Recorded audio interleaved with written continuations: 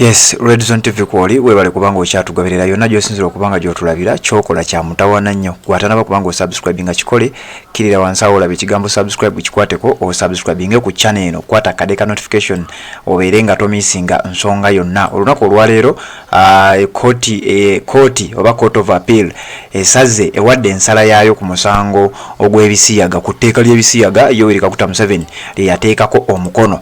Jjukira omwaka oguwedde Asumani basalirwa yaleeta etteeka lino mu parliament ne balyoka baliisa ne balyoka ababaka abasinga obungi ne bawanika emikono nga bakkiriza nti Ebisiyaga biteekebweko amateeka mu ggwanga Uganda nga tebikkirizibwa.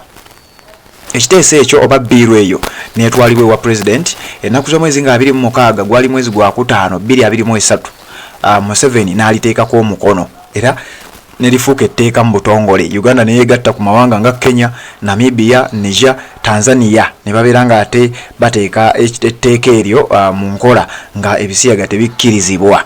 Kakati olunaku olwaleero kooti etudde oluvannyuma lw'abamu ku bannayuganda abaatwala kye bayita petition bapetitioninga kye bayita anti-homosexuality law nga bagamba nti kino tekikkirizibwa. Abantu baba balaze nnyo okutulugunya wabaawo obutali bwenkanya. Bano nno nga kuliko ne Andrew Mwenda si munnamateeka.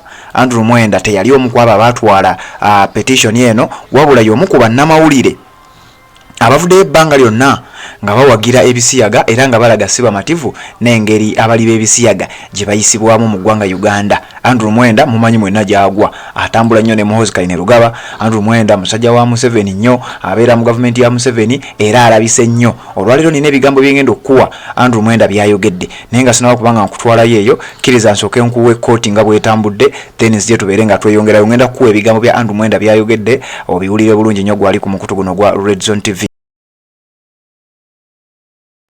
We find Article 1 of the SPL and Article 22 inapplicable to the rights of privacy and thus no violation of those provisions within the concept of privacy. On the other hand, we find no inconsistency with sections 1, 2, 3, and 9 and 11(2)(d) of the Anti-Homosexuality Act and the right to privacy enshrined in Article 7 of the Universal Declaration of Human Rights and Article 17 of ICCPR. However, we find the mandatory reporting obligation under Section 14 inconsistent with the right to privacy encompassed in Article 12 of the UHDR and Article 17 of the ICPR.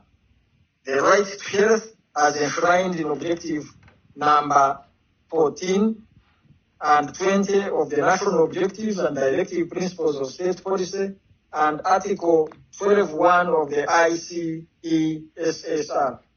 The protection of family as envisaged in Objective number 19 of the National Objectives and freedom to practice any religion as encompassed in Article 29(1)(c) of the Constitution. Consequently, issue number 9 partially succeeds. Issue number 10. Kooti bwete we yasaze ng'esalawo oba ng'ewa ensala yaayo ku tteeka lino ery'Ebisiyaga. Etteeka tebaaliggyeyo era amateeka gaasigaddewo ag'Ebisiyaga wabula kooti mu kusala kwewadde eyina obukwakkulizo obumu bwegenzejjamu ewali ekibonezo ky'okufa ky'okuttibwa ewali ebintu ebirala ebifaananako bwe bityo. Abalamuzi basomye judgment eya pages bibiri nga bakulembeddwamu Justice amanyiddwa nga Richard Buteera, Deputy Chief Justice amanyiddwa nga Richard Buteera ono nga yowa Constitutional Court. Abalamuzi babadde bawererako ddala judgment yaabwe ebadde ewereza ddala pages 200 era olwaleero lwe bawadde ensalawo yaabwe. Kati ekyewuunyisizza omusajja amanyiddwa nga Andrew Mwenda ono nno nga muwagizi nnyo era nga mukozi mu gavumenti ya NRM abasinga obungi mumumanyi agenda kubanga nkuwa ebigambo byayogedde. Avuddeyo n'ataakaka agambye tagenda kukkiriza kulaba nga bali b'Ebisiyaga babamalako emirembe bwe batyo mu ggwanga Uganda. Naye jjukira ebbanga lyonna Ebisiyaga bibadde biteekebwa nnyo ku Robert Kyagulanyi Ssentamu n'enkambi ye, Robert Kyagulanyi Ssentamu n'ekibiina kya National Unity Platform, era nga n'okusembayo amawulire g'obadde olaba Abedi Bwanika abadde atwalaganya nnyo ekibiina kya NUP era ye ng'agamba NUP ye supporting Ebisiyaga, abali b'Ebisiyaga basupportinga NUP, abali b'Ebisiyaga nti be basupportinga NUP financially. Oluvannyuma ate n'avaayo n'ategeeza, yasooka n'ategeeza nti ye y'omu ku babaka abadde bateeka ssente mu kibiina kino ekya NUP. Bwe yavaayo oluvannyuma ate n'ategeeza nti ate abali b'Ebisiyaga be basupportinga NUP, abantu kwe kutandika okwebuuza ebibuuzo, ani muli wa Bisiyaga? Kakati Andrew Mwenda naye yeegasse ku bantu bano abatandise okuvumirira amateeka agateereddwa ku bali b'Ebisiyaga. Andrew Mwenda agamba tetugenda kukkiriza, era njagala nkuwa ebigambo bino, sigenda mwogerera, njagala nkuwa ebigambo bino gwali ku mukutu guno, naye nga sinaba kubanga nkuwa ebigambo bya Andrew Mwenda, nja kukusaba oba tonaba kubanga osubscribe nga kikole, kkirira wansi awo olaba ekigambo subscribe akikwateko obeere nga ate otambula naffe, kwata n'ekkade ka notification kakuyambeko okujjukiza ensonga zonna nga bwe tunaabanga tuzikuwa. Andrew Mwenda bw'ati bw'agambye oluvannyuma lwa kkooti okuwa ensalayo yaayo gy'atakkiriziganyizza nayo. Bibino ebigambo bya Andrew Mwenda, kanzije tubeere nga tweyongerayo. We are going to the Supreme Court, and I have full confidence that the judges of the Supreme Court will stand above our culture of bigotry. They will stand above our prejudices, our cultural prejudices, and protect the rights of homosexuals to live their lives as they wish. Let me give you an example as a journalist. I don't need to be a lawyer to say the current law says that if you defend homosexuality and have committed a crime, I am a journalist. So right now, under the law, I have committed a crime to say that homosexuals should be given their rights. Because that can be constituted promoting homosexuality. No. That is what the court has said.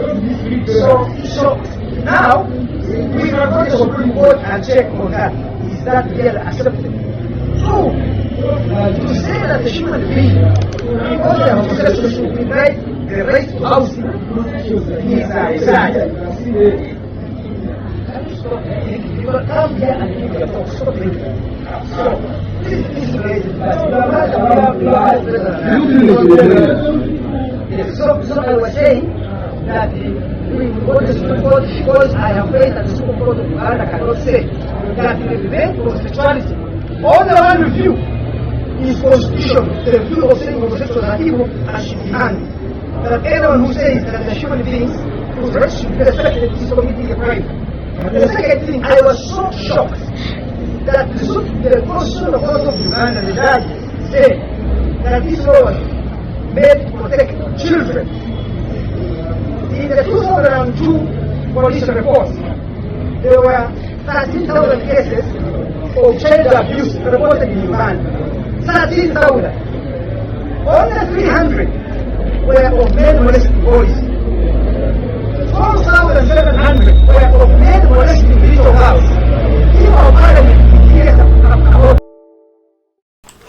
Byebimu ku bigambo bya Andrew Mwenda byayogedde wali ku Constitutional Court nga bamaze okubanga kooti ewa ensalayo yaayo ku nsonga zino ez'Ebisiyaga. Andrew Mwenda mukozi wa NRM era muna NRM ensi emumanyi, naye Awagidde agambye agenda